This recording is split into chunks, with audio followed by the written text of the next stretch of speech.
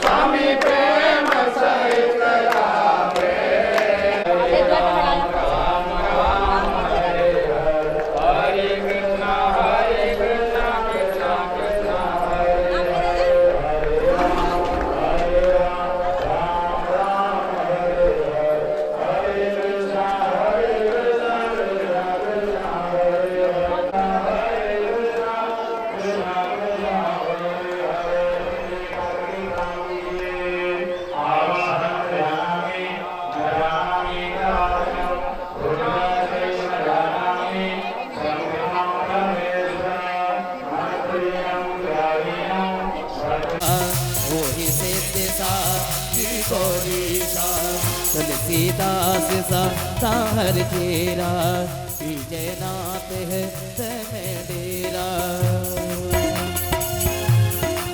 पवन तने वाला श्री राम यही घनश्याम, घनश्याम यही श्री राम यही आरती, पापियों को पाप से है तारती, भाग्यवत भगवान की है आरती, को पाप से है तारती, पापियों को पाप से है तारती, पापियों। ओम एकदंताय विद्महे वक्रतुंडाय धीमहि तन्नो वासुदेवाय धीमहि तन्नो विष्णु प्रचोदयात्। नानासुगन्धपुष्पाणि अद्वैतं विशदमानसराजहंस, प्राणप्रयाण समये कफवातपित्तं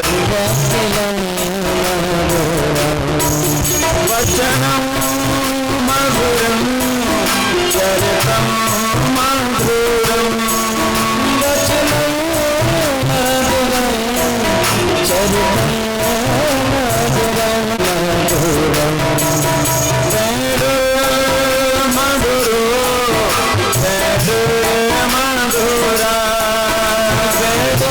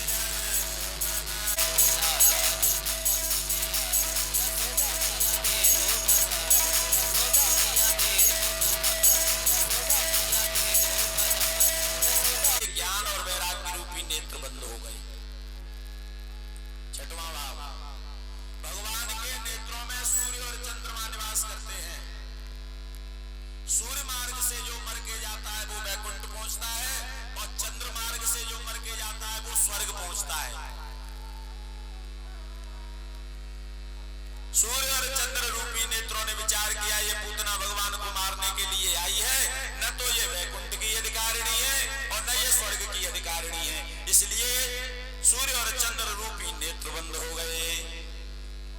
विबुध्यता लेते हैं तो कभी छोड़ते नहीं। देवई पूतना के महाराज प्राण खींचे, सोई एकदम विकराल राक्षसी का रूप धारण कर लिया, भयंकर रूप धारण करके भागने लगी, प्राणों की रक्षा करने के लिए दौड़ने लगी और महाराज दौड़ती है, गिरती है, दौड़ती है, फिर गिरती है, फिर मुड़ करके भागती है, फिर गिरती है। 6 कोस के महाराज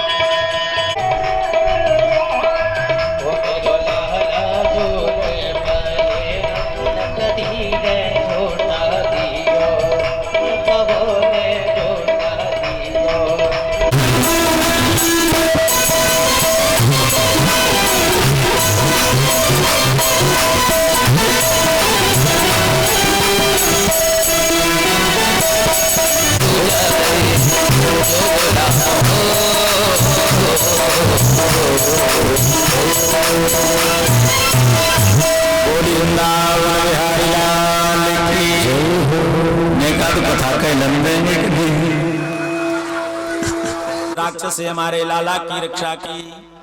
बहुत बहुत धन्यवाद प्रभु तुम्हारो। ऐसे करके प्रार्थना करते हैं और घर ले जा करके महाराज राही नौन करते हैं। छठवां भाव है वो थोड़ा सा दूषित है।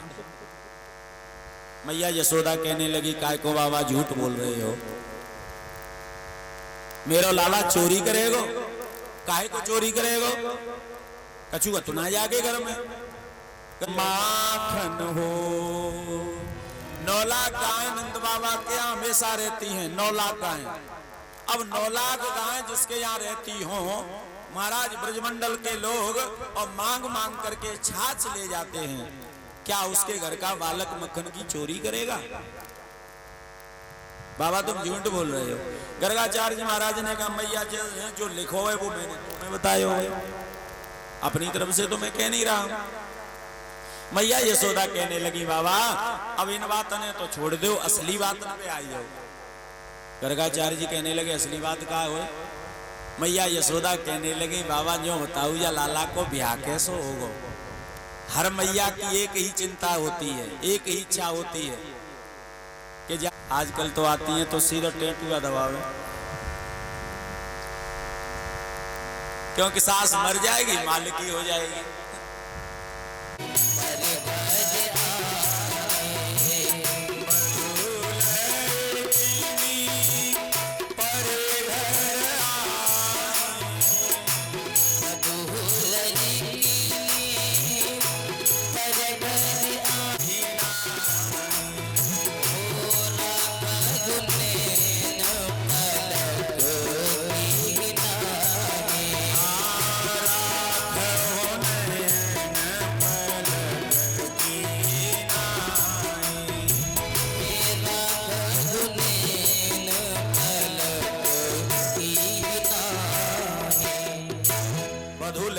पर घर आई राखो नैन पलक की नाई।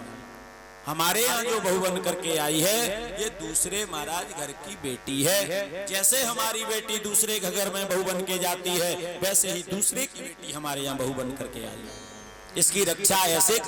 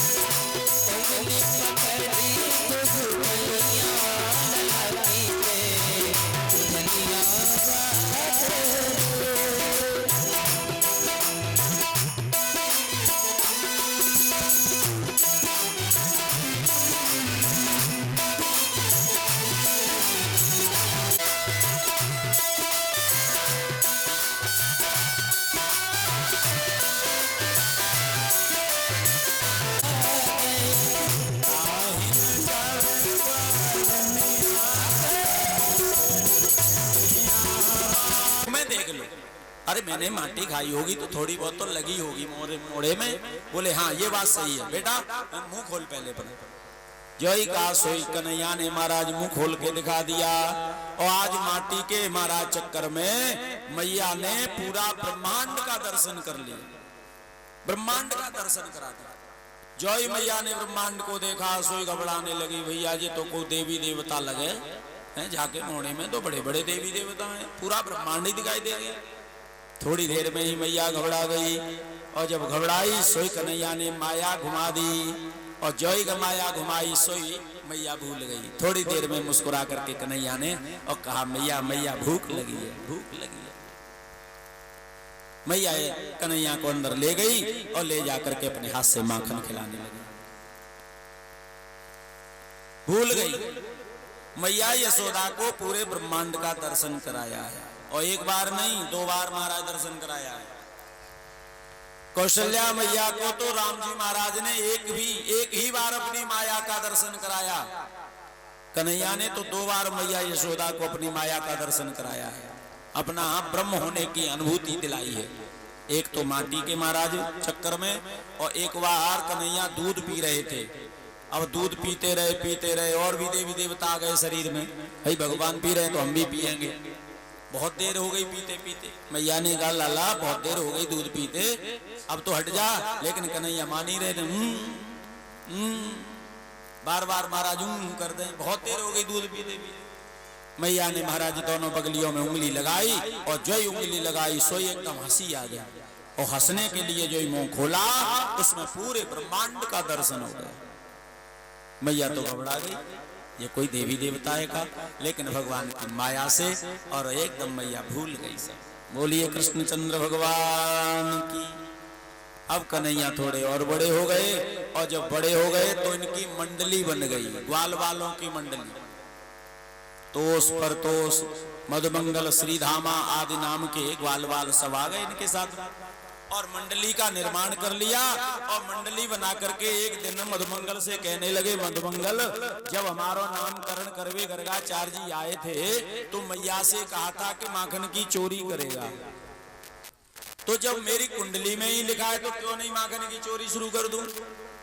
मधुमंगल कहने लगा, कन्हैया तो को माखन खावे ना मिले। बोले मोह तो बहुत मिले, तो काय को चोरी करेगा, काय को कर रहा हो चोरी। कन्हैया ने कहा, मुझे तो मक्खन खाने मिलता है लेकिन तुम सबको नहीं मिलता है।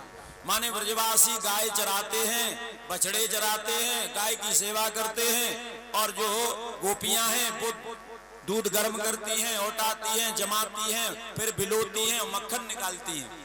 इतनी मेहनत ब्रजवासी करते हैं मिल करके, लेकिन मक्खन का आनंद नहीं ले पाते, सुख नहीं लेते हैं मक्खन का। मक्खन का सुख कौन लेता है? वो पैसे वाले मथुरा के लोग।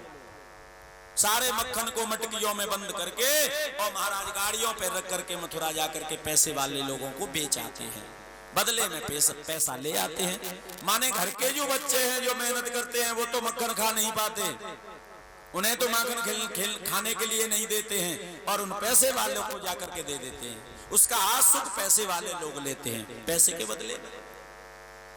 दूध और पूत पहले बेचे नहीं जाते थे, ये दूध और पूत अब बेचे जा रहे हैं। महाराज जिसको रत्न कहा जाता था वो अब रत्न नहीं रहा है, अब उस रत्न में विष मिला दिया है।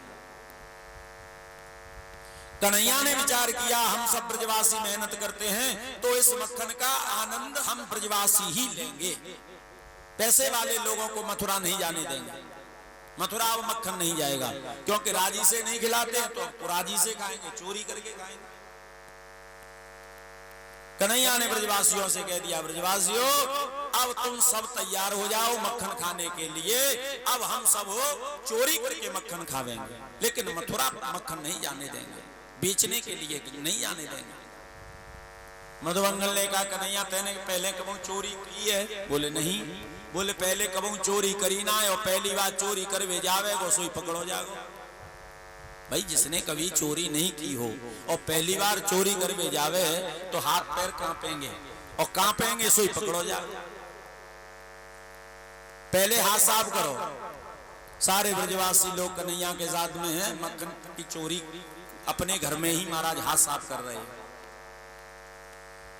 कन्हैया भी अपने घर में चोरी कर रहे हैं। रात्रि का समय है, मैया यशोदा सो रही है, एक तरफ रोहिणी मैया सो रही है, लेकिन कन्हैया नहीं सो रहे हैं, क्योंकि चोर जब सो जाएगा तो फिर चोरी कौन करेगा।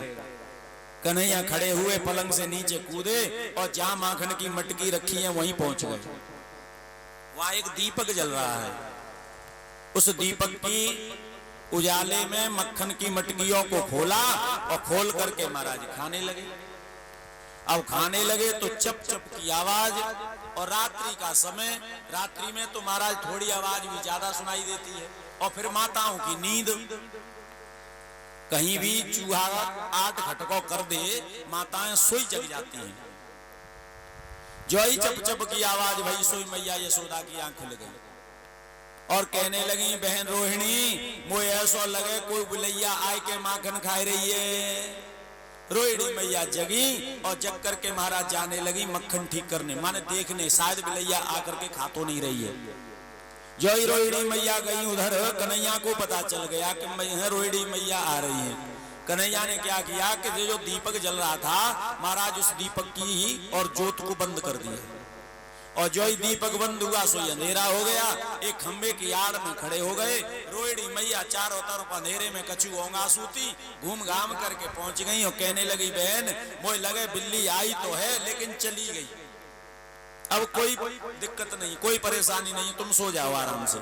चारों तरफ मैया ने देख लिया लेकिन अपने बगल में ध्यान ही नहीं दिया कि कन्हैया है कि नहीं है। माताएं दोनों सो गईं और कन्हैया खूब रात को माखन खा करके और प्रातः काल होते ही महाराज पहुंच गए ग्वाल वालों में। बोले हमने हाथ साफ कर लिया। रात को मैया जग गई लेकिन तो पतो ना पड़ पाई। मधुमंगल ने कहा, भैया जो बता तू रात में चोरी करेगा कि दिन में? बोले हम दिन में करेंगे, रात में क्यों करेंगे? बोले हाथ साफ तेने रात में करो है और चोरी दिन में करेगा, उल्टो है कि ना तू? कन्हैया ने कहा तो क्या करें? बोले दिन में हाथ साफ करो या दिन में चोरी करोगे तो? बोले ठीक है भैया दिन में करेंगे। कन्हैया भी अपने घर में पहुंच गए चोरी करवे। अब जोई अपने महल में गए तो जहां मटकी रखी रहती है वहां कोई नहीं है, एकदम सुनसान है। मैया यशोदा अंदर घर में काम में लगी हैं, रोहिणी मैया कहीं बाहर लगी हुई हैं, दास दासी भी नहीं है, कोई नौकर चाकर भी इधर उधर गए हुए हैं, कोई नहीं है। जब माखन की मटकी अकेले देखी तो विचार किया यही मौका है चोरी करने का। कन्हैया महाराज गए और मटकी खोल करके मक्खन खाने लगे। जो ही मक्खन खाया उस मणियों के खम्भ है नंद बाबा के यहाँ, तो मणियों के खम्भों में प्रतिबिंब दिखाई देने लग गया, माने परछाई दिखाई देने लग गई। कन्हैया ने कहा अपनी परछाई से, खम्भे में परछाई देख करके कहने लगे, लाला मैं चुरा करके मक्खन खा रहा हूं, लेकिन मैया से तू मत कहियो। ले और कहा तू मक्खन खाए ले, थोड़ा सा खुद खा रहे हैं और अपनी परछाई को भी खम्भे से लगा करके खिला रहे हैं। मैया से मत कहियो, नहीं मैया मारेगी बड़ी जोर से। बाई समय कहीं से मैया आ गई और जो ही मैया ने आकर के देखा मक्खन खाते हुए, सोई समझ गई गर्गाचार्य जी महाराज की उस बात को, एकदम याद आ गई कि गर्गाचार्य जी महाराज ने कहा कि मक्खन चोरी करके खाएगा, महाराज वही बात सत्य हो गई। एकदम दिमाग पर वो बात आई और आकर के रंगे हाथ कन्हैया को पीछे से पकड़ लिया। एकदम कन्हैया कांप गए। चोरे लाला तू माखन की चोरी कर रहा था? कन्हैया ने कहा मैया को कह रहे हो? अच्छा मैंने अपनी आंखों से देखा है। बोले कहा क्या देखा है आपने? बोले तू माखन की मटकी में से मक्खन लेकर के खा रहा था। बोले मैया बिल्कुल झूठ। अरे मेरे आगे देखते हुए और मुझे झूठा मना रहा है तू? बोले मैया सब झूठ, मैंने चोरी ना कर, मैंने मक्खन ना खाया चुरा करके। बोले चुरा करके ना खाया तो तेरा हाथ बता रहा है, प्रत्यक्षम किम प्रमाणम, प्रत्यक्ष के लिए प्रमाण की जरूरत थोड़ी होती है, तेरा हाथ बता रहा है, तेरा हाथ मक्खन में बिगड़ा हुआ है। जो ही देखा तो हाथ तो बिगड़ा हो गई, भाई भाई मटकी में से बोल करके मक्खन लियो। कन्हैया ने कहा मैया बात ऐसी है, मैं अंदर आयो तो मैंने कहा देखो कि मटकी के चारों तरफ चींटी डोल रही है। अब मैया आप भी दिखाई नहीं दी, रोहिणी मैया भी दिखाई नहीं दी। अब मैंने विचार किया क्यों नहीं चींटियों को ही भगा दूं मैं, मैया आवेगी तो बहुत देर हो जाएगी और कामों में भी लगी और भी काम होंगे, तो मैं तुम्हारा काम करवे लग गयो। मैं माखन के मटकी से चींटियों को हटाने लग गया। मैया एक बोले नहीं मैया मैं नहीं करूंगा। मैया ने लेकर के मक्खन अपने हाथ से खवाना शुरू कर दिया और महाराज मक्खन खाया खुशी से। मैया जब अंदर चली गई तो कन्हैया दौड़ करके मधुमंगल और सबके पास में पहुंच गए और कहने लगे ग्वाल वालों से, बोले आज मैंने दिन में चोरी करी, मैया को पता ही नहीं चला, चलो अब चोरी शुरू करते हैं। बढ़िया सुंदर महाराज इन्होंने मंडली बना ली और उस मंडली का नामकरण भी कर दिया, श्री श्री 1008 श्री कृष्ण चौर्य मंडली। और उस मंडली के मुखिया लीडर हो गए भगवान श्री कृष्ण। भगवान श्री कृष्ण जो कहते हैं सारे ग्वाल वाल वैसा ही करते हैं। मधुमंगल ने कहा भैया कन्हैया कहां से नंबर लगावे गो? बोले अंदर काम में काय को जा रहे हो, पड़ोस में ही धावा बोल दो, भाई कोई बात होगी तो कह देंगे भैया हम तो यही खेल रहे थे। और दूसरी बात ये एक और है कि जब कोई बढ़िया काम होता है तो पड़ोसी को ही फायदा होता है पहले, और बुरा काम होता है तब भी महाराज पड़ोसी चपेट में पहले आता है। भाई कोई धर्म कार्य हो, कोई पुण्य कार्य हो, कोई बढ़िया महोत्सव हो, जैसे भागवत हो रही है, तो दूर वाला तो बाद में आ पाएगा, पहले पड़ोसी आकर के और खूब बढ़िया कथा सुनेगा, खूब आनंद लेगा।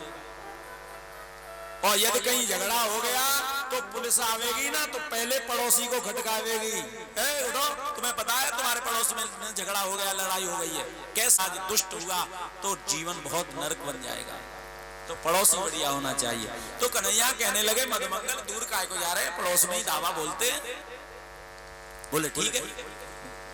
ग्वाल वालों को तो एक तरफ कन्हैया ने दुबका दिया और कन्हैया जाकर के महाराज उस गोपी से बातें करने लगे, जाकर के प्रणाम करने लगे, बुआ राम राम। अब गोपी ने ऊपर से नीचे देखा, कन्हैया तुम तो यशोदा के लोग। बोले हाँ तुम जाओ, जब तक मिल के आओगी तब तक हम कोई अंदर नहीं जाने देंगे किसी को भी। गोपी ने कहा कन्हैया देखियो अंदर बहुत मक्खन रखो। बोले चिंता ही मत कर। महाराज वो कन्हैया की बात में गोपी आ गई और चली गई। तब तक कन्हैया ने इशारा कर दिया जाओ सब, और जो ही ग्वाल वाल आए और आ करके धावा बोला महाराज मक्खन की गोविंदा आए, नमो नमा थोड़े ही समय में कर दी और मक्खन खा करके चले। वो गोपी महाराज घूम करके गई और जा करके कहने लगी, यशोदा, ओरी मैया यशोदा, काय को बुलायो को, कहा काम है? अब चिल्ला चिल्ला के कह रही है। मैया यशोदा काम में लगी थी, कहने लगी, गोपी मैंने तो काय को बुलायो? बोले अभी अभी कन्हैया गए थे, कह रहे थे कि मैया ने बुलाया है, कोई काम है? मैया ने कहा वो कोई काम ना है, जाके देखो, आजकल नटखट हो गया है, कोई गड़बड़ नहीं कर दी हो, जाओ जल्दी से देखो। महाराज जोई गोपी ने सुना, दौड़ करके गई और जा करके देखा तो पूरा घर का मक्खन गोविंदाय नमो नमः। लौट करके आकर के वह गोपी ने शिकायत कर दी, मैया तुम्हारे लाला आज और घर पे गए और मक्खन खा करके चले गए, सारे मटकियों को भी फोड़ गए। कन्हैया मक्खन का मक्खन खाते हैं और महाराज मटकी को फोड़ करके चले जाते हैं। एक गोपी महाराज हाथ फैला फैला करके बड़ी जोर से चिल्ला चिल्ला के कह रही, मेरे घर आवे तो मैं रंगे हाथ पकड़ूं। मधुमंगल ने कहा, कन्हैया जी कुछ ज्यादा ही बोल रही है। कन्हैया ने कहा, चिंता मत कर, आज जाएगी यहाँ धावा बोलेंगे। महाराज भाई गोपी के यहाँ ग्वाल वालों को लेकर के धावा बोल दिया और मक्खन चुरा चुरा के खाने लगे। और जोई महाराज ग्वाल वालों ने मक्खन खाया, गोपी छुपी हुई बैठी हुई थी, जाकर के कन्हैया को पकड़ लिया और पकड़ करके कहा, कन्हैया थोड़ा सा काम पड़ा है, मैं काम कर लूं और काम करके एकदम निचूहे करके फुर्सत से जाऊंगी, तब मैया से बातें भी कर लूंगी, तब तक हम तुम्हें खंबे से बांध रही हैं। और कह करके रस्सी लेकर के कन्हैया को बांधने लगी खंबे से। कन्हैया कहने लगे, गोपी तू 3.5 फांस की गांठ जाने का? बोले वो कैसी हो? बोला तो बताऊं, जाई में मोकू बांध दी हो। बोले ठीक है। गोपी बातों में आ गई और खम्बे से खड़ी होकर के रस्सी कन्हैया के हाथ में दे दी। कन्हैया ने महाराज रस्सी को लपेड़ा और लपेड़ करके गांठ लगाना शुरू कर दिया, 1 2 3 और ऊपर से सरकनी गांठ लगा दी। बोले जाते कहें 3.5 फांस की गांठ। गोपी ने कहा, कन्हैया खोल दे, अब जाई फांस में हम तुम्हें बांधेंगे। कन्हैया ने हाथ जोड़ करके कहा, गोपी बात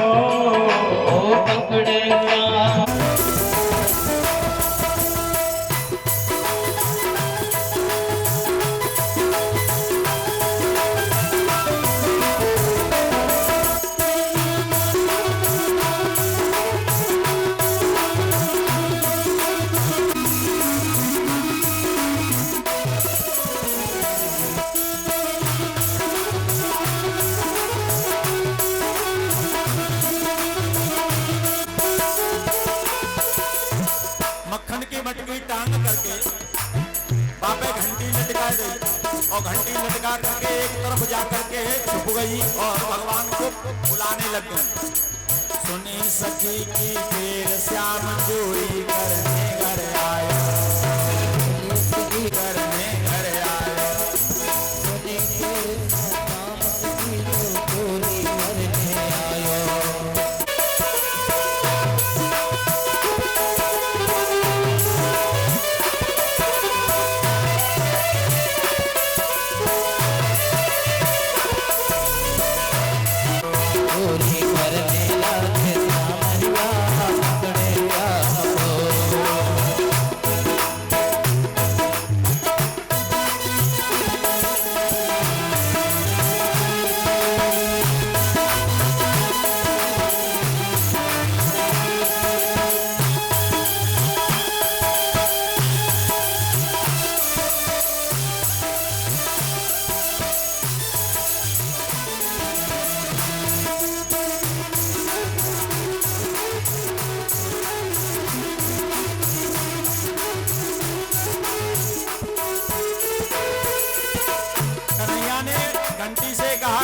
सुन, जब तक मैं चोरी नहीं कर लूं, मक्खन नहीं खा लूं, तब तक तू मत बचो। देख लियो। बोले ठीक है, आप जब तक चोरी नहीं कर लेंगे तब तक नहीं बचेंगे। माखन चोर हाथ में लीनो, मन में है गहराई। माखन चोर हाथ में लीनो, मन में है गहराई। जो ही माखन हमें लीनो, हाँ जो ही माखन हमें लीनो, तब ही घंटी बाजी। जो ही माखन हमें लीनो, तब ही घंटी बाजी। पकड़े पकड़े पकड़े गोपिन ने कन्हैया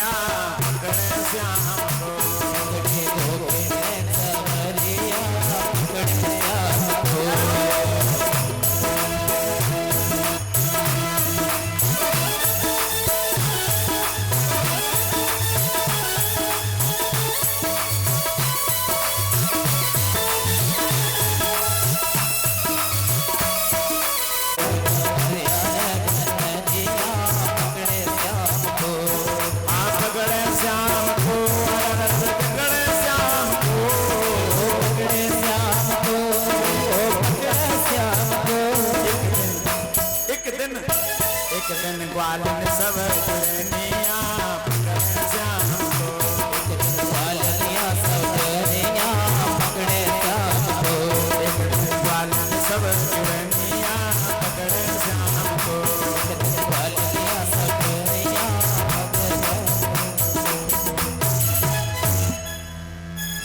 भगवान श्याम सुंदर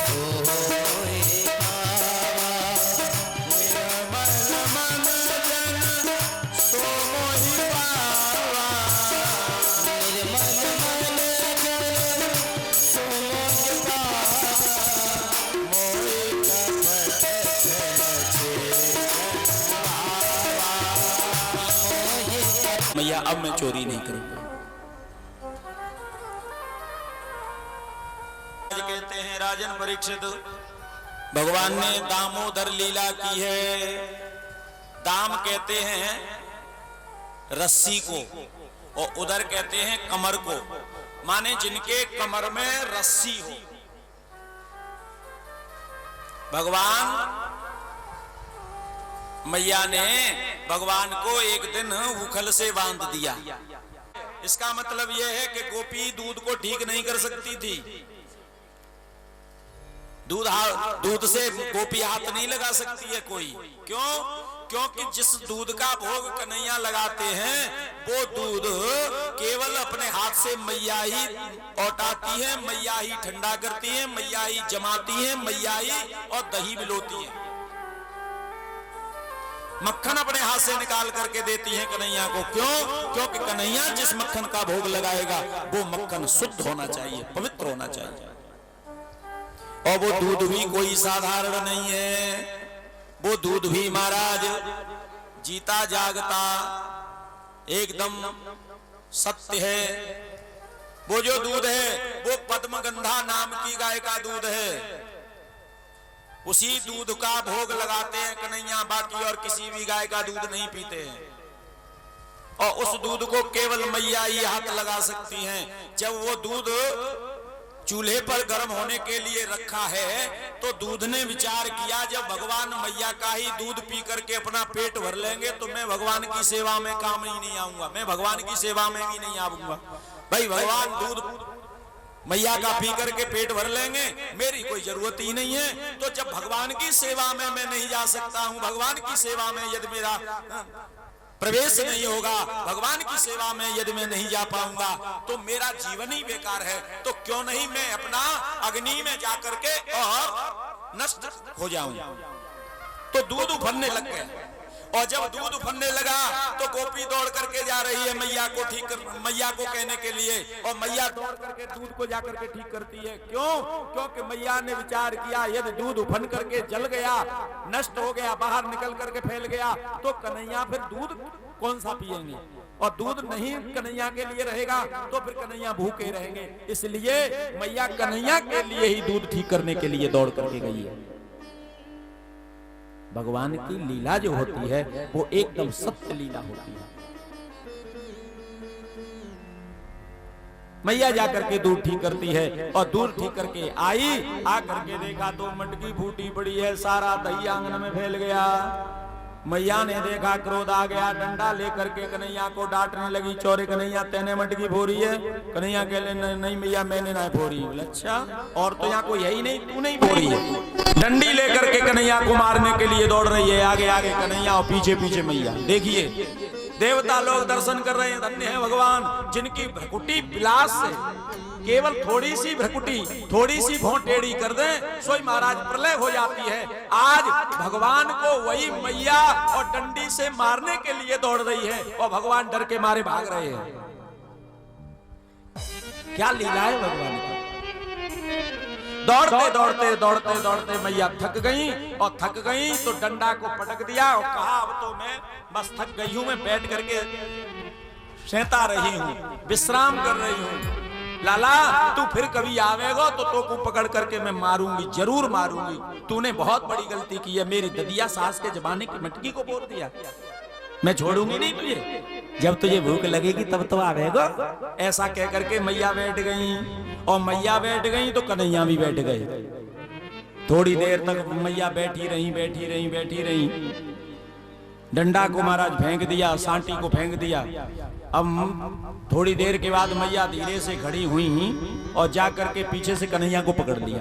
ध्यान देना, जब तक मैया के हाथ में डंडा रहा तब तक भगवान पकड़ में नहीं आए। क्यों? क्योंकि डंडा, लाठी, बंदूक, हथियार जितने भी होते हैं वो सब अहंकार का प्रतीक है। जब तक जीव के अंदर अहंकार होगा तब तक परमात्मा पकड़ में नहीं आएंगे। और अहंकार से रहित जीव हो जाता है तो भगवान अपने आप पकड़ में आ जाते हैं। जब तक मैया के हाथ में डंडी रही तब तक पकड़ में नहीं आए, और डंडी को फेंक दिया। कन्हैया कहीं नहीं महाराज गए थे, खड़े होके वहीं बैठे रह गए। मैया ने पकड़ लिया। अपने हृदय में से, अपने महाराज मन से अहंकार को दूर कर दो, और अहंकार को जीव दूर कर देगा तो परमात्मा तुरंत पकड़ में आ जाएगा, और परमात्मा आ जाएगा तो फिर कल्याण हो जाएगा। अहंकार मत करो किसी प्रकार का। मैया ने कन्हैया को पकड़ लिया और पकड़ करके डांटने लगी और कहने लगी, लाला तो को आज मैं बांध के मारूंगी। वैसे तो तू हाथ छुड़ा करके भाग जाता है, मैं बूढ़ी बाड़ी हो गई हूँ, बुजुर्ग हूँ, मुझे छोड़ करके झटक करके भाग जाता है। पहले तुझे बांधूंगी तब पीटूंगी। और रस्सी लेकर के मैया उखल से बांधवे लग गई। ब्रज में जो उखली होती है ना वो बड़ी बड़ी होती है, जिनमें खड़े होके धान कूटे जाते हैं। उखल से बांधवे लग गई और जो ही रस्सी लेकर के कन्हैया को बांधती है, सुई 2 अंगुल रस्सी छोटी पड़ जाती है। गोपियों से कहा, गोपी रस्सी लेके आओ। मारा ढूंढ ढांड करके रस्सी लेकर के आई, बांध के फिर बांधती हैं। 2 अंगुल रस्सी छोटी पड़ जाती है। पूरे गोकुल की रस्सी आ गई, लेकिन भगवान बंधन में नहीं आए। 2 अंगुल रस्सी छोटी पड़ जाती है। रहा नगर वसन ग्रत तेला,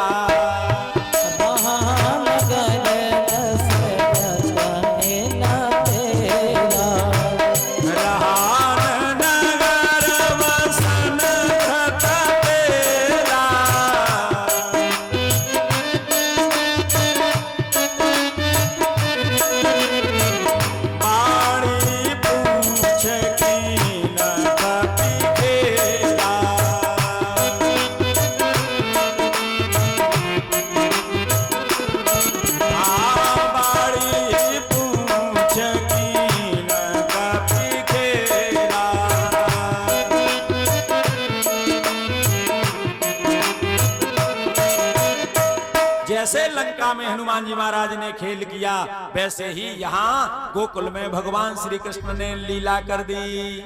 रहान नगर वसन ग्रत तेला, बाढ़ी पूंछ कीन कपि खेला। लंका में है महाराज हनुमान जी ने इतनी पूंछ बढ़ा दी, इतनी पूंछ बढ़ा दी कि पूरे नगर का कपड़ा लग गया, तेल लग गया, घी लग गया। वैसे ही आज गोकुल की सारी रस्सी आ गई, लेकिन भगवान बंधन में नहीं आए। 2 अंगुल रस्सी छोटी पड़ जा रही है। अब यहां शंका होती है कि 2 अंगुल ही रस्सी छोटी क्यों पड़ी, और इतनी सारी रस्सियां आई तब भी 2 अंगुल रस्सी छोटी पड़ गई। अरे 3 अंगुल पड़ जाती, 4 अंगुल पड़ जाती, 1 हाथ की पड़ जाती, लेकिन 2 अंगुल ही क्यों पड़ी? भगवान की 2 लीला हैं, एक ऐश्वर्य लीला और एक प्रेम लीला। ऐश्वर्य लीला और प्रेम लीला दोनों आपस में लड़ रही हैं। ऐश्वर्य लीला कह रही है भगवान पूर्ण ऐश्वर्यवान हैं, वो किसी के बंधन में नहीं आते हैं। प्रेम लीला कह रही है, बोले भगवान प्रेम के वशीभूत होकर के बंधते भी हैं, पिटते भी हैं, कुटते भी हैं। दोनों में लड़ाई हो रही है, इसीलिए 2 अंगुल रस्सी छोटी बढ़ गई।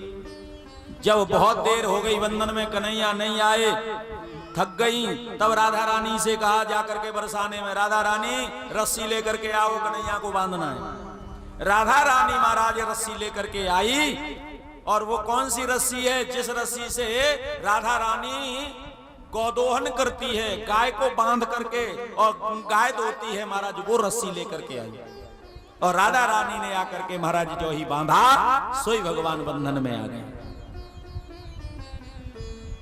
भाई साधारण जीव के बंधन में भगवान थोड़े आ सकते हैं। दूसरा, जब मैया थक गई तो भगवान ने ही ऐश्वर्य शक्ति से कहा, ऐश्वर्य शक्ति तुम यहां से जाओ, तुम्हारा ब्रजमंडल में कोई काम नहीं है, यहाँ तो केवल प्रेम शक्ति का काम, माने प्रेम लीला का काम है। और मैं प्रेम लीला करने आया हूं। मैया प्रेम में बांधेगी भी, कूटेगी भी और भोजन भी करावेगी। ऐश्वर्य शक्ति को वहां से विदा कर दिया, प्रेम शक्ति में भगवान बंध गए। लेकिन असली बात तो यह है कि राधा रानी के द्वारा और जो रस्सी आई थी उसमें भगवान बंधे हैं। भगवान का नाम ही दामोदर पड़ गया। बोले दामोदर भगवान की जय हो। घसीट दे महाराज सूगल को कन्हैया ले गए और जाकर के दोनों जो वृक्ष थे यमलार्जुन के वृक्ष, उन वृक्षों के बीच में होकर के निकलने लगे। नलकूबर और मणिग्रीव दोनों का उद्धार कर दिया। बोलिए कृष्णचंद्र भगवान की जय हो। दिव्य रूप धारण करके प्रकट हो गए और भगवान से प्रार्थना करने लगे। भगवान ने दोनों को मुक्त कर दिया। उन दोनों को मुक्त करने के लिए ही भगवान ने ये दामोदर लीला की है, उखल वध लीला की है। बोलिए कृष्णचंद्र भगवान की जय हो। एक दिन का जिक्र नंद बाबा ने और मुख्य लोगों को बुलाया और बुला करके सभा इकट्ठी की और प्रस्ताव रखा कि पता नहीं यार राक्षस आते हैं, इस जगह को छोड़ करके कहीं अन्यत्र चला जाए। ब्रजवासी लोग कहने लगे कहाँ जाएं? कन्हैया खड़े होकर के कहने लगे बाबा मैं बताऊं? बोले हाँ बताओ बेटा। बोले पास में ही वृंदावन नाम का स्थान है।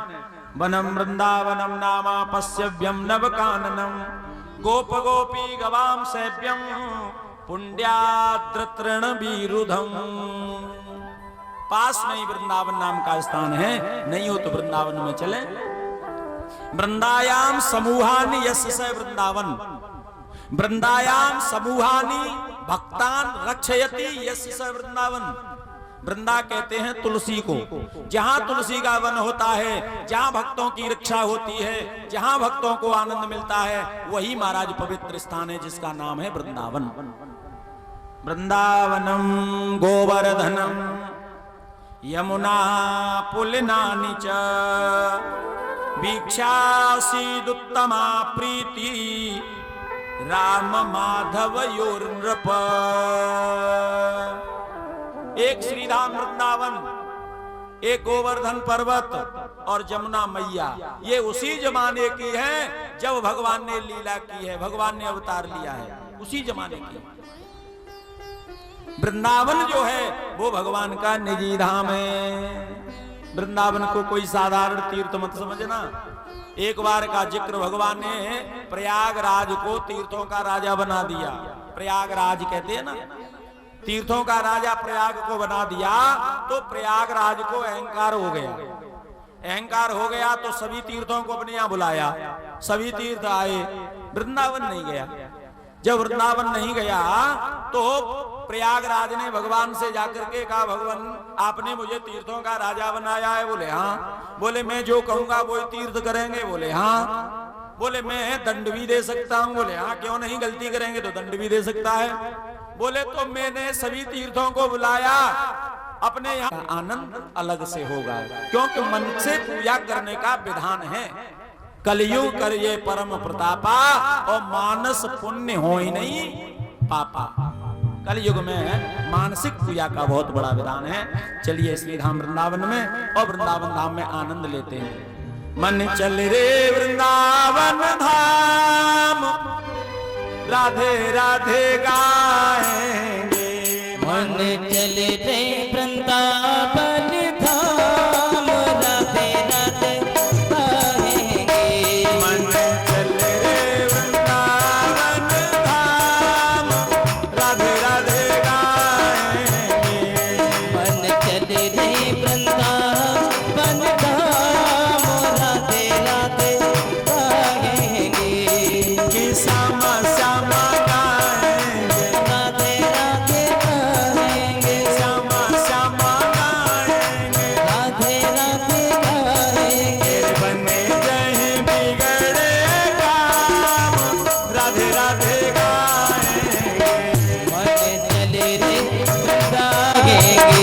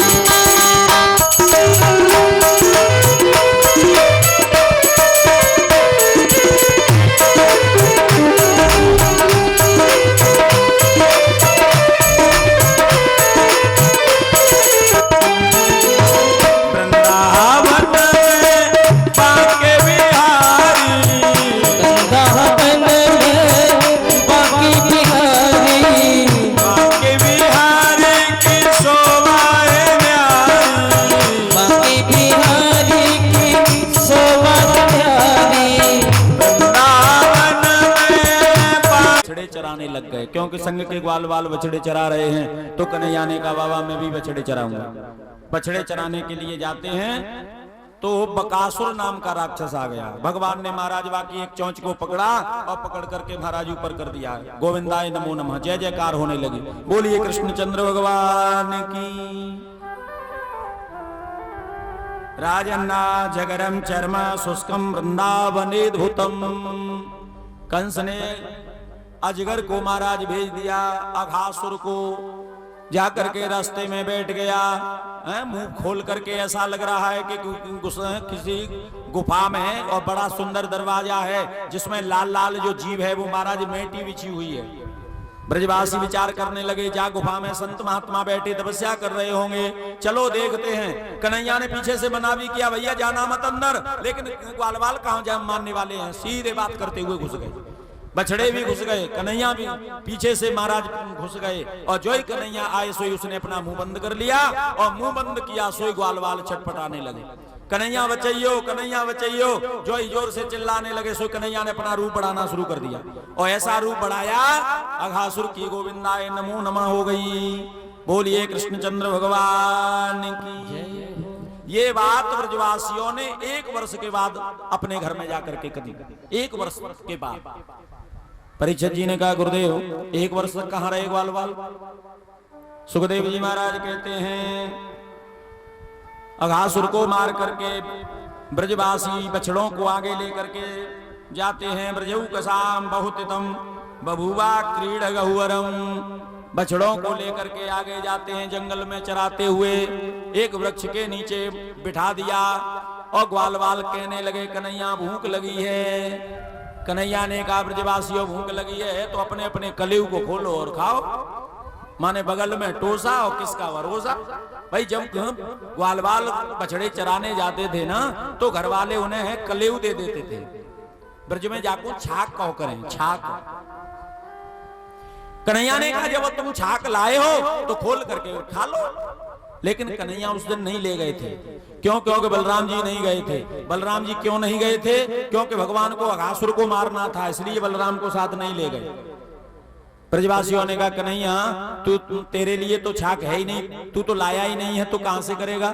कन्हैया ने कहा, चिंता मत करो, तुम सब लाए हो ना, उसी में से मैं खा लूंगा। सारे ब्रजवासी लोग बैठ गए और बीच में कन्हैया बैठ गया, और सारे ब्रजवासियों का जूठा महाराज भगवान भोग लगा रहे हैं, सबके साथ में से खा रहे हैं। मधुमंगल दूर बैठ गया, क्योंकि मधुमंगल थोड़ा गरीब घर का था, गरीब था। उस दिन भोजन बन नहीं पाया, तो माता जी ने एक डब्बे में छाछ भर के दे दी। कभी भोजन बढ़िया मिलता है, कभी नहीं मिलता है, गरीब है बेचारा। जब किसी दिन अच्छा बन भी जाए, किसी दिन नहीं बने, तो छाछ ही ले आता था। तो आज मैया ने बाकी ने छाछ दे दी। कन्हैया ने कहा, मधुमंगल जो बता, तू को 56 भोग लाए हो है, सो तू अलग बैठ के खाए रहे हो है। अरे भैया हमारे सबके साथ में आ जा, तेरा भी हम चख लेंगे, कैसे बनाए हो तेरी मैया ने। मधुमंगल ने कहा, ना कन्हैया मैं आज भोजन ना लाए हो। बोले तो कहे जा में? बोले जा में छाछ है। तो बोले छाछी भी आए थे। मधुमंगल ने कहा, नहीं कन्हैया ये छाछ हम तुम्हें नहीं देंगे, क्योंकि ये खट्टी छाछ है, बहुत दिनों की रखी हुई, मैया ने यही टिपन में बंद करके दे दी। तू पिएगा तो तेरो गलो खराब हो जाएगा। भैया तू बड़े घर को आदमी है, तू जाए काय को खाए रहे हो? कन्हैया ने कहा, कुछ नहीं मधुमंगल, मैं तो जा छाछ को ही पीऊंगी। लेकिन मधुमंगल दे नहीं रहा है, कन्हैया मान नहीं रहे हैं। दौड़ करके गए और जाकर के टिपन को पकड़ लिया जिसमें छाछ भरी हुई थी। अब मधुमंगल ने विचार किया कि मैं जल्दी मुंह से लगा करके झूठी कर दूं तो कन्हैया फिर पिएगा ही नहीं। लेकिन कन्हैया कहाँ मानने वाले। मधुमंगल ने खूब ताकत लगा करके टिपन को झूठा कर दिया, और महाराज झूठा करने में जो ही मुंह से लगा करके पीने लगा, सोई बगली से छाछ फैलने लगी, और बगली से जब फैलने लगी तो कन्हैया वो लगा के पी रहे हैं। 22 समय ब्रह्मा जी ने ब्रह्मलोक से देखा, बोले देखो ब्रजमंडल में भगवान का अवतार हो गया है। देखा तो भगवान झूठी छाछ पी रहे हैं। ब्रह्मा जी को मोह हो गया, बोले ये ब्रह्म नहीं है, ये भगवान नहीं है, ये तो कोई साधारण बाल बाल है जो कि सारे ब्रजवासियों के साथ में बछड़े चराता घूम रहा है। ब्रह्मा जी को मोह हो गया भगवान की लीला पर। अब मोह हो गया तो ब्रह्मा जी ने विचार किया, परीक्षा ले ले, परीक्षा लेंगे तो दूध का दूध, पानी का पानी हो जाएगा। ब्रह्मा ने परीक्षार्थ बछड़ों को योग सैया पर जाकर के सुला दिया, ब्रह्मलोक की योग सैया पर। ब्रजवासियों ने कहा कन्हैया बछड़े नहीं दिखाई दे रहे हैं। कन्हैया ने कहा कोई बात नहीं, तुम भोजन करो, अभी मैं देखता हूं। कन्हैया महाराज बछड़े देखने गए, तब तक ब्रह्मा ने ग्वाल वालों को योग सैया पर ब्रह्मलोक की सुला दिया।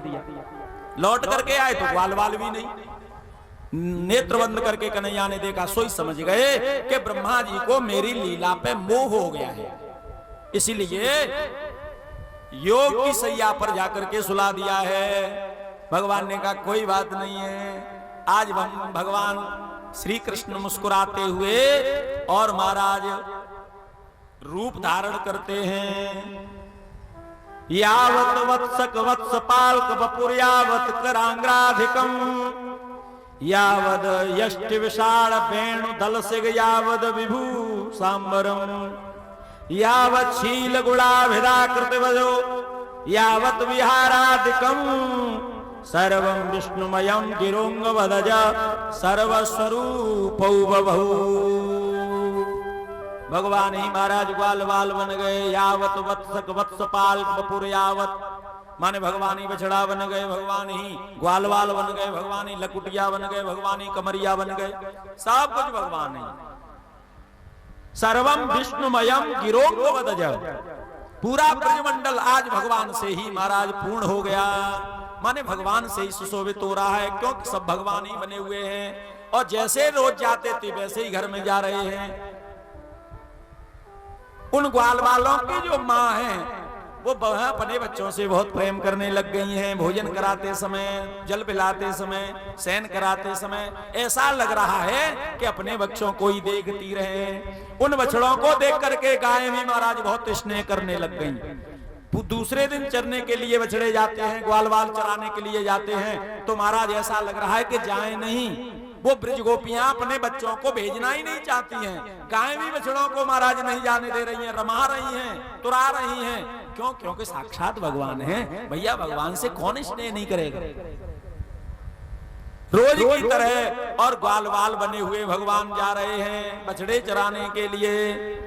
बलराम जी महाराज ने कहा कन्हैया, कन्हैया ने कहा दाऊ दादा, बोले मैं क्या देख रहा हूं। बोले क्या हो गया।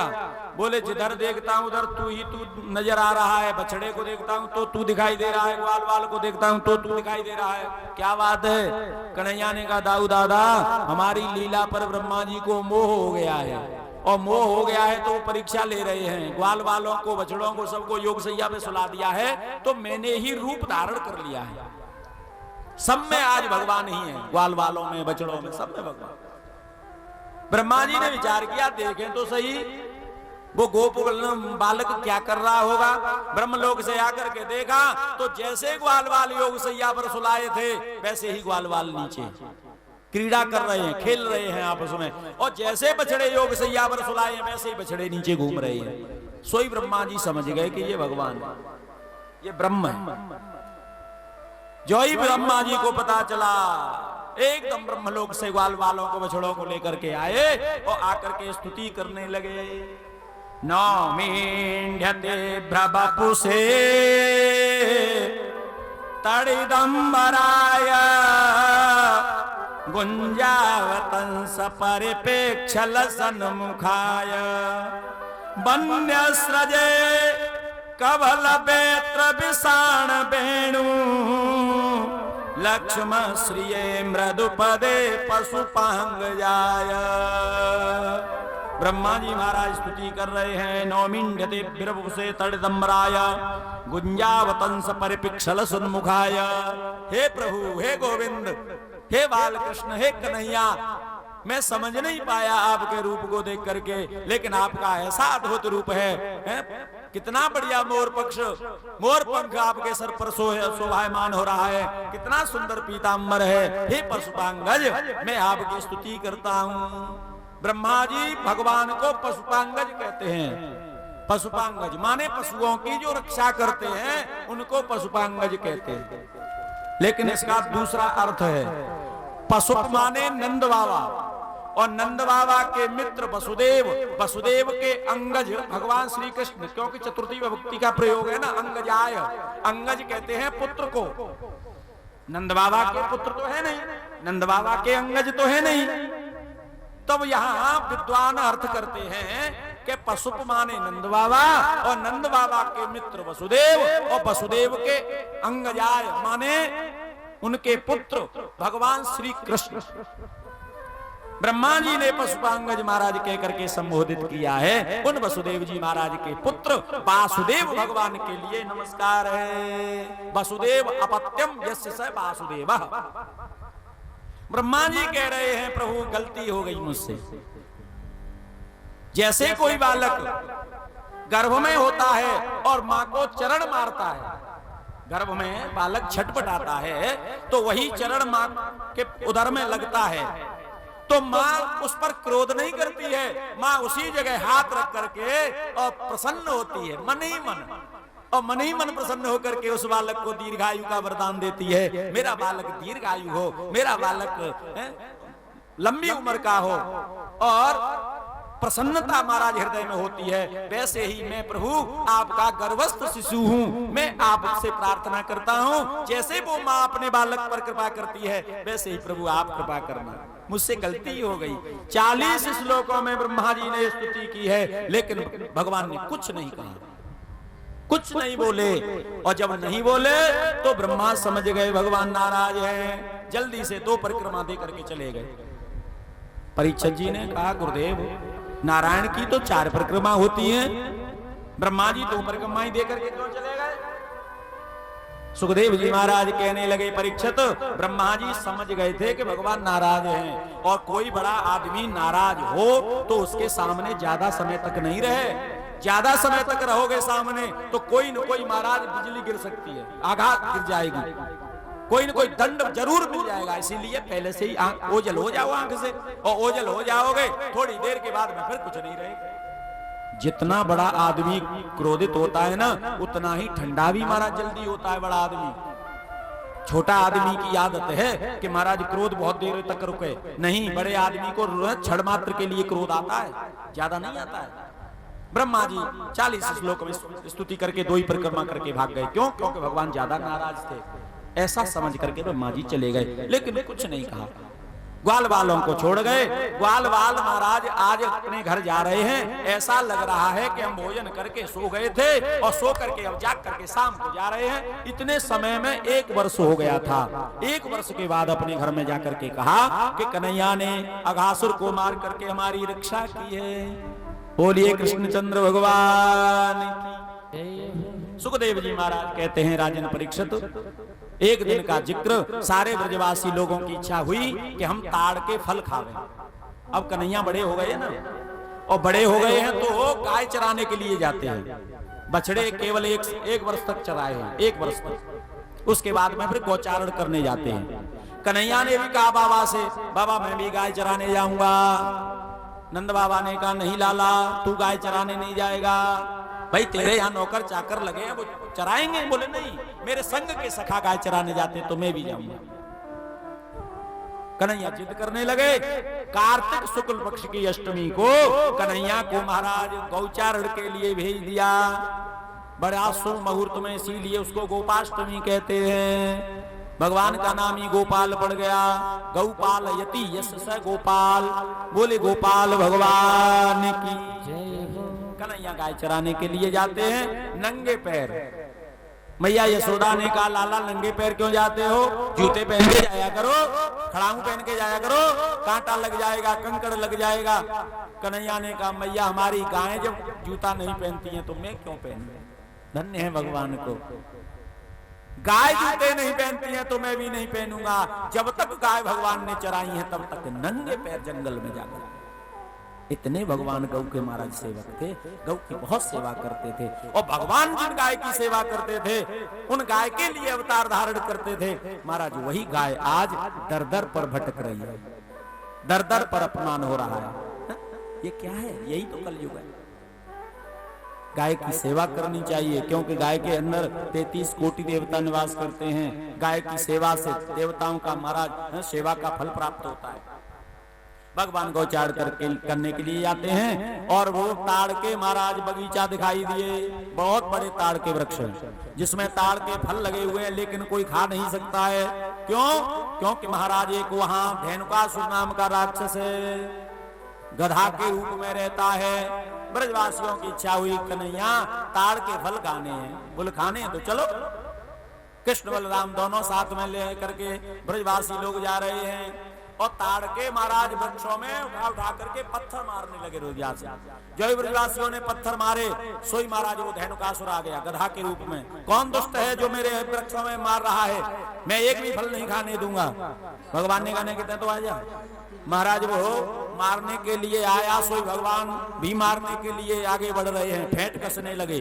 बलराम जी ने कहा कन्हैया नहीं हो तो हाथ जहाँ पे मुझे दिखाई लंदे, तेने तो बहुत मारे हैं, बोले मान लो। जय कन्हैया ने बलराम जी को आज्ञा दी। बलराम जी महाराज से कहा, सोई बलराम जी महाराज अपनी फेंट कस के आगे बढ़े। उस गधे ने दुलत्ती पीछे को मारी, बलराम जी ने दोनों पैर पकड़ लिए और दोनों पैर पकड़ करके घुमा के जमीन में पटक दिया। गोविंदाय नमो नमः। ब्रजवासी घुस गए और खूब पके पके ताड़ के फल खाए और खा करके खुश होकर के घर गए। कन्हैया ने जाकर के मैया से कहा, मैया आज तो दाऊ दादा ने बहुत वीरता को काम करो है। मैया ने कहा क्या काम करो भैया लाला। कन्हैया कहने लगे मैया आज दाऊ दादा ने गधा मार के वीरता दिखाई है। जो ही महाराज सुना मैया बड़ी जोर से हंसने लग गए। दाऊ दादा ने कहा देखो मैया देखो कैसी हंसी करे मेरी। कन्हैया ने कहा मैया मैं झूठ बोल रहा हूँ, तो ब्रजवासियों को बुला लो, ग्वाल वालों को बुला लो। मैया ने ग्वाल वालों को बुलाया, पूछा चौरे ग्वाल वालों जी कन्हैया सही कह रहा है। ग्वाल वालों ने कहा मैया कह तो सही रहे, आज दाऊ दादा ने और उस गधा को मार करके हम सब ब्रजवासियों को ताड़ के फल खिलवाए हैं। बलराम जी गुस्सा आ गए, कहने लगे मैया अब मैं जा कन्हैया के संग कबू नहीं जाऊंगा जी, वो हंसी करता है मेरी। कन्हैया तो चाह ही रहे थे कि दाऊ दादा नहीं जाए, क्यों? क्योंकि महाराज का उस काली देह में जाकर के उस काली नाग को भगाना है और बलराम जी यदि साथ में गए तो कालिया नाग को नहीं भगा सकते। मैया यशोदा ने कहा बलराम तू कल गाय चराने मत जाइयो। क्यों मैया? बोले वैसे हो कन्हैया ते तेरी लड़ाई से है ही है तो तू मत जाइयो, कल तेरा जन्मदिन भी है, सुई पूजेगी, इसलिए तू कल घर में ही रहना क्योंकि तेरी पूजा होगी और पूजा पाठ कराया जाएगा, इसलिए तेरी जरूरत पड़ेगी। ठीक है। बलराम जी महाराज को रोक लिया और कन्हैया सो गए और ब्रजवासियों को लेकर के जमुना के किनारे काली देह पे महाराज जाकर के खेलने लग गए। काली देह पे खेलन आयो री मेरो वारसो कन्हैया, काली देह पर खेलन आयो रे मेरा वारसो कन्हैया, मेरो वारसो कन्हैया, मेरो छोटो सो कन्हैया, मेरा वारसो कन्हैया, मेरा छोटो सा कन्हैया, मेरो वारसो कन्हैया, मेरो छोटो सो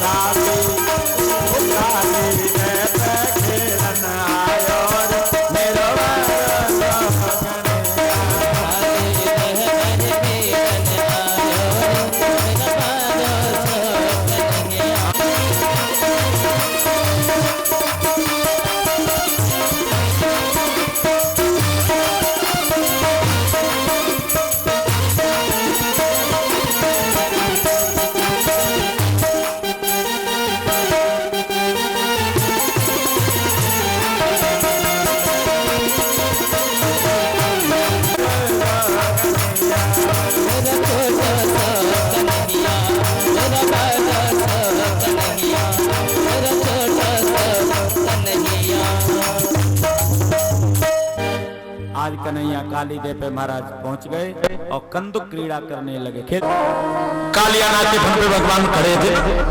कन्हैया ने कहा मैया अब तक नहीं खाया तो और क्या खाएगा। दौड़ करके छलांग लगाते बाहर कालियाना द्वीप में चला गया। लौट के आ रहे थे तो रास्ते में दावानल लगी हुई थी। भगवान ने उस दावानल का पान किया और दावानल का पान किया तो दावानल कुंड ही महाराज प्रसिद्ध हो गया। बोलिए कृष्णचंद्र भगवान की जय हो। यहाँ पर वेणु गीत का वर्णन है। भगवान वेणु वादन करते हैं, बड़ा सुंदर वेणु वादन। ऐसा वेणु वादन करते हैं कि सारे पशु पक्षी जीव जंतु सब मोहित हो जाते हैं। बड़ी सुंदर वेणु। श्रीमद् भागवत महापुराण में गीत है महाराज। वैसे तो 5 मुख्य गीत हैं, नहीं भागवत में तो गीत ही गीत है, भागवत है ही गीत, लेकिन मुख्य 5 गीत हैं। वेणु गीत, युगल गीत, गोपी गीत, भ्रमर गीत आदि। तो यहाँ वेणु गीत का वर्णन है। वरहा पीड़म नटवर वपु कर्णयो कर्णकारं बिभ्रदवास कनक कपिसं वैजयंती च माला रंध्रान वेणोरधर सुदया पूरयन् गोप वृंदै वृंदारण्यं स्वपदरमणं प्राविशत गीत कीर्ति। वेणु गीत का वर्णन है। बरहा पीड़म, बरह कहते हैं मोर को, आपीड़ कहते हैं मुकुट को। भगवान मोर मुकुट धारण करते हैं। अब लोग पूछते हैं भगवान मोर ही का मुकुट क्यों धारण करते हैं। भाई सोने का मुकुट पहनते, चांदी का मुकुट पहनते, मोतियों का मुकुट पहनते, लेकिन मोर मुकुट ही क्यों पहना। देखिए मोर जो है वो 3 युगों में, सतयुग में, द्वापर में और त्रेता में निर्विषयी रहा है। निर्विषयी।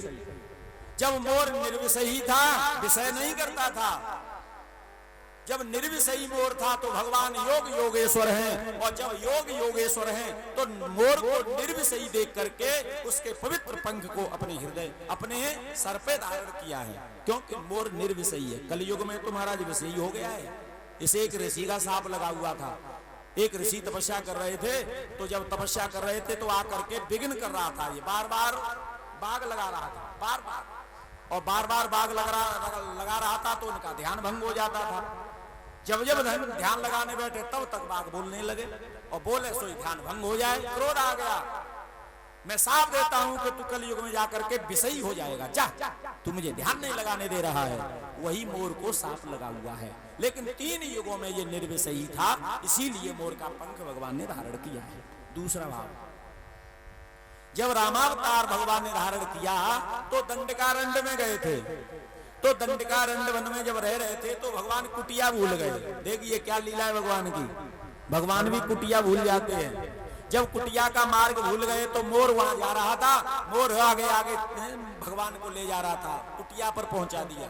भगवान ने कहा मोर, इस युग में तो मैं तेरा ये उपकार चुका नहीं सकता हूं, लेकिन जब कृष्णावतार लूंगा द्वापर में, तब मैं तेरे पंख को अपने सिर पे धारण करूंगा। तीसरा भाव, मोर पंख पर जो चिन्ह है ये राधा के हृदय का चिन्ह है। राधा के हृदय का चिन्ह है, माने राधा के हृदय को चुरा करके मोर भाग रहा था, और जब भाग रहा था तो भगवान ने जाकर के ऐसे हाथ करके पकड़ लिया, तो वो जो हाथ में आया था वो राधा का हृदय था, और वही मोर पंख हो गया। चौथा भाव, भगवान ने अपने हृदय से जब राधा रानी से कहा, राधा रानी तुम अब जाओ, जाकर के लीला करो पृथ्वी पर। क्यों? क्योंकि मैं अवतार लेने वाला हूं। अवतार लेने वाला हूं तो उस अवतार के लिए तुम्हें 1 वर्ष पूर्व जाना पड़ेगा। 1 वर्ष पूर्व जाना पड़ेगा। बोले हाँ। राधा रानी ने कहा 1 वर्ष पूर्व मैं जाऊंगी तो मेरा मन कैसे लगेगा बिना तुम्हारे। तब भगवान ने और मोर पंख को और मुरली को राधा रानी के हृदय में से महाराज प्रकट किया है। और राधा रानी के हृदय में से जब प्रकट किया तो वही महाराज मोर को साथ में दे दिया और उस मोर के सहारे थे, उस बंसी के सहारे थे और राधा रानी 1 वर्ष पूर्व आकर के रही हैं। इसीलिए भगवान को वो मोर पंख प्रिय है, क्योंकि राधा का हृदय है, माने राधा के हृदय में से निकला है, इसीलिए उन्होंने अपने सिर पे धारण किया है। बोलिए कृष्णचंद्र भगवान की। यहाँ पर भागवतकार ने वर्णन किया है बरहा पीड़म, माने भगवान मोर मुकुट धारण करते हैं। नटवर बपू नटवच्च परवच्च यस स नटवर बपू, माने नट जब रंगमंच पर जाता है तो ऐसी कला करता है, ऐसी कला करता है कि नट ही नट दिखाई देता है उस मंच पर। लेकिन हमारे भगवान चाहे मंच पर हो, चाहे महाराज धूल धूसरित हो रहे हो, चाहे गौचारण कर रहे हो, चाहे जंगल में हो, जहां भी कला खेलते हैं उस नट की कला को मात दे देते हैं, उस नट को भी मात देने वाले हैं। दूसरा है बर, बर कहते हैं दूल्हे को। 1 दिन के लिए दूल्हा ऐसा सजाया जाता है, ऐसा सजाया जाता है कि पूरी बारात में दूल्हा ही दूल्हा नजर आता है। लेकिन हमारे भगवान श्री कृष्ण जो हैं, गोविंद जो हैं, बाल कृष्ण जो हैं, उस दूल्हे को मात देते हैं, हमेशा मात देते हैं। उस दूल्हे से भी ज्यादा सुंदर दिखाई देते हैं हर समय, चाहे वो कीचड़ में लथपथ हो, चाहे धूल धूसरित हो, चाहे फटी बगलबंदी पहने हो, चाहे कोई कपड़ा पहने नहीं हो, फिर भी उस दूल्हे को मात देने वाले हैं। कर्णयो कर्णकारम, कर्णयों में 2 वचन है और कर्णकारम में 1 वचन है, माने एक कन्नेर का फूल दोनों कानों को सुशोभित कर रहा है। अब एक फूल दोनों कानों को कैसे सुशोभित करेगा, तो कभी इस कान पे रख लेते हैं, कभी इस कान पे, माने दोनों कानों को एक ही कन्नेर के फूल से सुशोभित कर रहे हैं। बिभ्रतवासा कनक कपिसम वैजयंतीम च मालाम, भगवान का जो पीताम्बर है वो सोने को मात देने वाला कनक कपिसम, कनक कहते हैं सोने को और कपिसम माने मात देने वाला। वो दुपट्टा जो भगवान का पीताम्बर है वो सोने को मात दे रहा है। वैजयंतीम च मालाम, गले में वैजयंती माला भगवान धारण करते हैं। रंध्रान वेणुरधर सुदया पूरयन गोप वृंदई, भगवान उस मुरली के छिद्रों को अपने अधरामृत, अधरायामृतम इति अधरामृत माने ओठों से उन मुरली के छिद्रों को परिपूर्ण कर रहे हैं, पवित्र कर रहे हैं। और वेणु वादन करते हुए, महाराज वेणु बजाते हुए भगवान श्री धाम वृंदावन में प्रवेश करते हैं। स्वपद रमणम प्राप्य सत गीत कीर्ति, वृंदावन धाम में भगवान श्याम सुंदर वेणु वादन करते हुए और महाराज प्रवेश करते हैं। बोलिए कृष्णचंद्र भगवान की। बड़ा सुंदर महाराज यहाँ वेणु गीत का वर्णन है। सुखदेव जी महाराज कहते हैं, हेमंते प्रथमे मासी नंद प्रज कुमारिका चैर्विंसम भुंजानाम कात्यायन रचन व्रतम, हेमंत ऋतु के प्रथम महीने में ब्रज की कुमारी जो कन्या है, माने कार्तिक के महीने में ब्रज की कुमारी जो कन्या है वो कात्यायनी मैया की पूजा करने जाती है जमुना के किनारे श्री धाम वृंदावन में। कात्यायनी मैया की पूजा करके हाथ जोड़ के वरदान माए मांगती हैं। कात्यायनी महामाये महायोगिन्यधीश्वरी नंद गोप सुतम देवी पतिम में कुरुते नमः। हे कात्यायनी मैया, हम आपसे प्रार्थना करती हैं कि नंद का लाला जो कन्हैया है वो हमें पति रूप में प्राप्त हो जाए, हमें पत्नी रूप में स्वीकार कर ले, हम उन्हें पति बनाना चाहते हैं। हे कात्यायनी मैया हमारे ऊपर कृपा करो। ये गोपियां बड़े भाव से पूजा करती हैं कात्यायनी मैया की, लेकिन एक गलती करती हैं। उस गलती को ही भगवान ने दूर किया है। क्या गलती करती हैं? ये गोपियां जाती हैं और जाकर के एक ही वस्त्र से स्नान करती हैं, महाराज उन्हें उतार के रख देती हैं पार पे, और जमुना में स्नान करके फिर उन्हीं कपड़ों को पहन करके कात्यायनी मैया की पूजा करती हैं। ये बहुत बड़ा अपराध करती हैं। क्यों? क्योंकि वो जो कपड़े उतार करके रखे हैं वो कपड़े अशुद्ध हैं, अपवित्र हैं। ध्यान रखना, कभी भी स्नान करके महाराज पहने हुए कपड़ों को नहीं पहना जाता है, नहीं पहनना चाहिए, क्योंकि पहने हुए जो वस्त्र होते हैं वो अशुद्ध होते हैं। स्नान करके और महाराज धुले हुए वस्त्र पहन करके तब पूजा करने जाना चाहिए। भाई हम और आप भी जाते हैं तो गंगा में जमुना में स्नान करने तो कपड़े लेके जाते हैं, लेकिन गोपियां कपड़े लेके नहीं जाती हैं, उन्हीं कपड़ों से पहन के जाती हैं, उन्हीं कपड़ों को पहन करके पूजा करती हैं। यही अज्ञान है। इसी अज्ञान को भगवान ने दूर किया है। भगवान ने किसी के कपड़ों की चोरी नहीं की है। लोग कहते हैं ना कपड़े चुराए भगवान ने। भगवान क्या करेंगे कपड़े चुरा करके? भगवान ने उन गोपियों के अज्ञान का हरण किया है। चीर कहते हैं अज्ञान को। गोपियों को ज्ञान दिया है, गोपियों जो तुम अज्ञानवश ये काम कर रही हो ये अच्छा नहीं है। जल में कभी भी निर्वस्त्र स्नान नहीं करना चाहिए, और निर्वस्त्र स्नान जो करते हैं उन्हें वरुण भगवान का शाप लगता है। जल की कमी हो जाती है शरीर में, इसलिए कभी भी निर्वस्त्र स्नान नहीं करने चाहिए। भगवान ने कहा गोपी हो तुम कपड़े उतार के पार पे रख देती हो और स्नान करने जमुना में चली जाती हो, कहीं कुत्ता बिल्ली बंदर आया और कपड़े लेकर के चला गया तो तुम कैसे जाओगी पूजा करने? कैसे वापस लौट के घर जाओगी? तो ये अज्ञान ही तो है।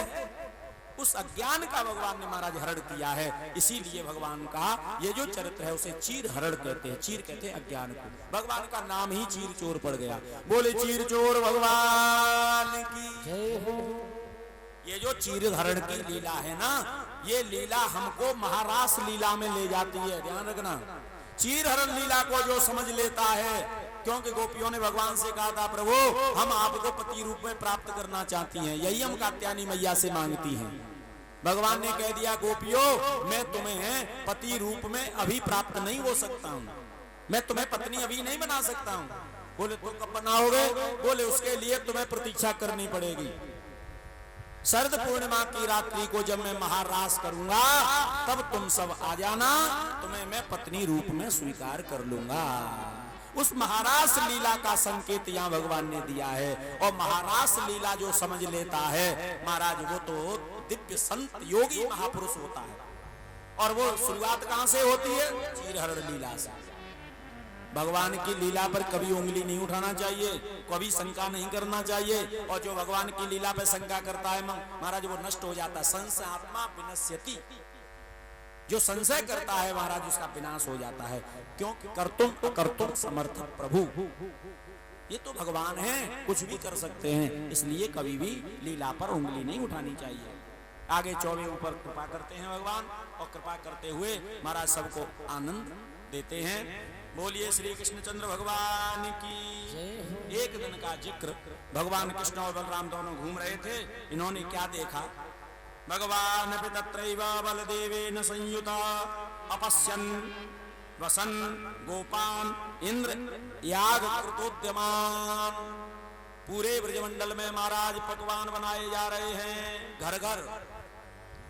मैया यशोदा तो चूल्हे पर बैठी बैठी 56 भोग बना रही है। कन्हैया ने पूछा मैया ये क्या बन रहे हैं? मैया यशोदा कहने की लाला ये अछूतो बन रहे हो। कन्हैया ने कहा मैया अछूतो का हो बे? बोले जा कौन छुओ ना करें वासे अछूतो कहते हैं। आजकल भी गांव में कहते हैं भैया लाला अछूतो है, अछूते मन लिए माने जा कौन छुओ ना करें वासे अछूतो। माने भगवान का भोग जिसका लगेगा, और जब तक भगवान का भोग नहीं लगता है तब तक महाराज उसको छूते नहीं है। और भगवान का भोग लग जाता है फिर वो प्रसाद हो जाता है। मैया ने कहा लाला मुकुम मत पूछे, तू जाके बाबा से बात कर, क्योंकि मैं कढ़ाई पर बैठी हूं ना। कृष्ण बलराम दोनों और नंद बाबा के पास में पहुंचे। नंद बाबा से जाकर के पूछा बाबा ये सब क्या हो रहा है? भगवान पर भगवान बनाए जा रहे हैं। नंद बाबा ने कह दिया पर्जन्यो भगवान इंद्रो मेधास तस्यात्ममूर्तया ते विवरसन्ति भूतानां प्रीणनम जीवनम पयः। नंद बाबा ने कहा लाला इंद्र भगवान को प्रसन्न करने के लिए पकवान बनाए जा रहे हैं। हम इंद्र की पूजा करते हैं, इंद्र प्रसन्न होकर के वर्षा करते हैं, और जब वर्षा करते हैं तो खेत में अन्न पैदा होता है। गोवर्धन पर्वत पर घास होती है और उस घास को गाय चरती है और बदले में दूध देती है, और उस अन्न को हम सब लोग खाते हैं। इंद्र की प्रसन्नता के लिए ये सब किया जा रहा है। कन्हैया ने कहा बाबा तुमने इंद्र को देखा है कभी? बोले देखा तो है नहीं। तो फिर क्यों लगे हो? कर्मणा जायते जंतु कर्मणैव विलीयते, सुखम दुखम भयम क्षेमम कर्मणैवापद्यते। भगवान कहने लगे बाबा कर्म से ही जीव को सुख मिलता है, कर्म से ही दुख मिलता है। जब कर्म से ही सुख दुख मिलता है तो ये इंद्र कहां से बीच में आ गए? इसका मतलब यह है कि कर्म प्रधान है। कर्मण्येवाधिकारस्तु मां फलेषु कदाचन। कर्म में अधिकार रखिए, फल में महाराज भरोसा मत करिए। फल तो तुम्हें मिलेगा ही मिलेगा, क्योंकि भगवान श्री कृष्ण ने गीता में कहा है अवश्यमेव भोक्तव्यम कृतं कर्म शुभाशुभम। शुभ और अशुभ कर्म का फल तो तुम्हें मिलना ही मिलना है। और जब अवश्यमेव मिलना है तो फिर महाराज परेशान क्यों हो रहे हो? मानस में भी भगवान गोस्वामी तुलसीदास जी ने वर्णन किया है ना, कर्म प्रधान विश्व करेगा,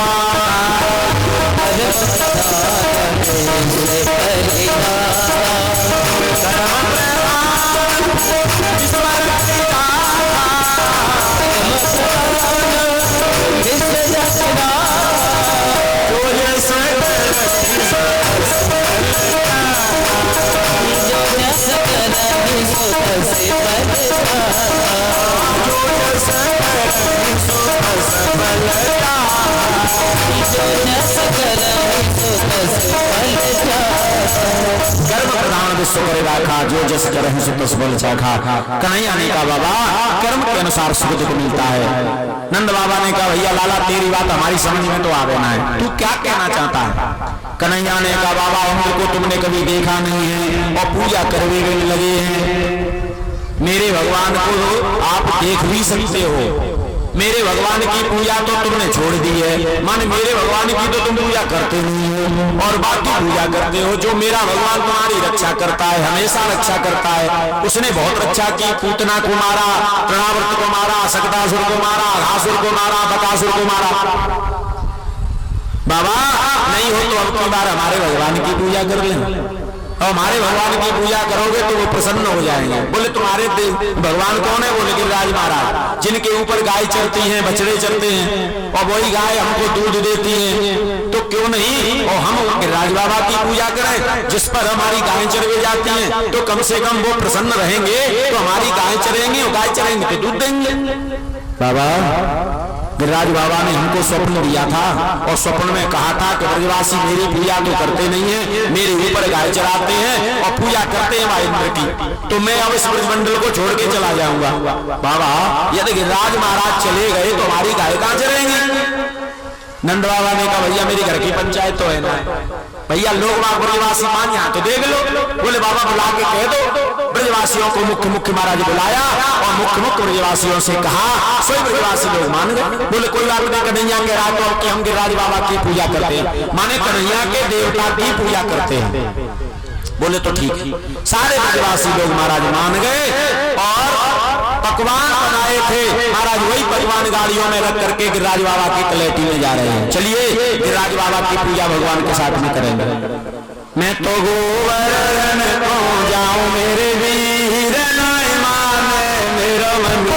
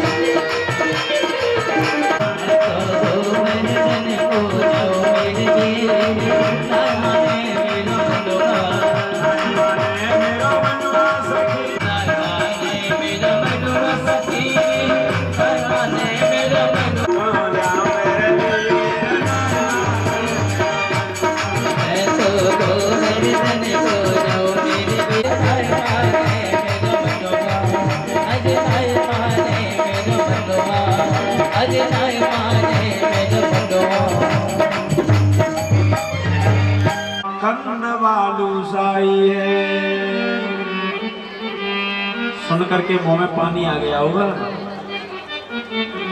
मोहन थार मेवा बाटी मठरी मैसूर पाए, बढ़िया बढ़िया मिठाई मैया ने बनाई है। और केवल मिठाई नहीं, नमकीन भी बनाई है। क्यों? क्योंकि किसी किसी को डायबिटीज होती है ना, तो मिठाई नहीं खा पाएगा, तो उनके लिए नमकीन भी बनाई है। गुजिया समोसा पापड़ पकौड़ी बनाई है। मधुप श्याम नंद बाबा यशोदा सब सामग्री ले। बोले चिंता काय को कर रहे हो, मन से गंगा का ध्यान करो, और गंगा का मन से ध्यान करोगे तो अपने आप प्रकट हो जाएगी। कथा थोड़ी सी बाकी है, ठीक है। जो भी राज बाबा को कुछ चढ़ाने आवे तो यहाँ करके चढ़ाए, और चढ़ा करके फिर जाकर के बैठ जाए, क्योंकि कथा चलती रहेगी और आप अपना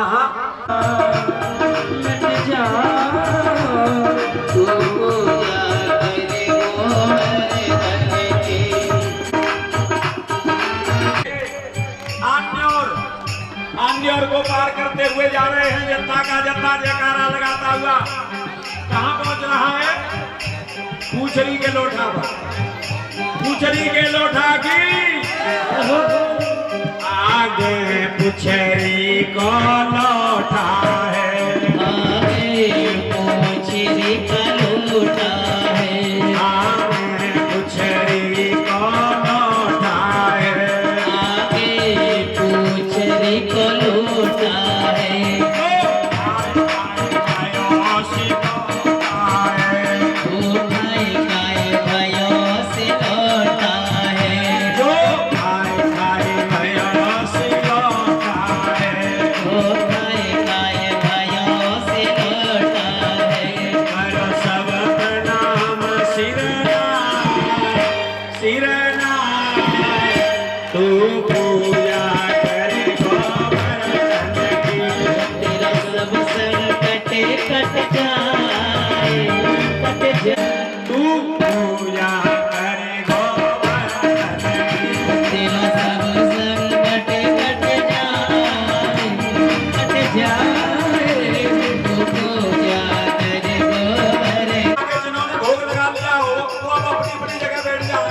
पीछे रह गए हैं उनको भी आने दो आगे। बैठ जाओ सब, बैठ करके ही आनंद लेंगे। जिन्होंने नहीं चढ़ाया है वो चढ़ा जाए, और जो चढ़ा चुके वो बैठ जाए। क्योंकि पुकार बंद के बाद में परिक्रमा पूरी मानी जाती, पूरी हो जाती है। उसके बाद में फिर राधा रानी वाली परिक्रमा होती है। अब राधा कुंड स्नान करो,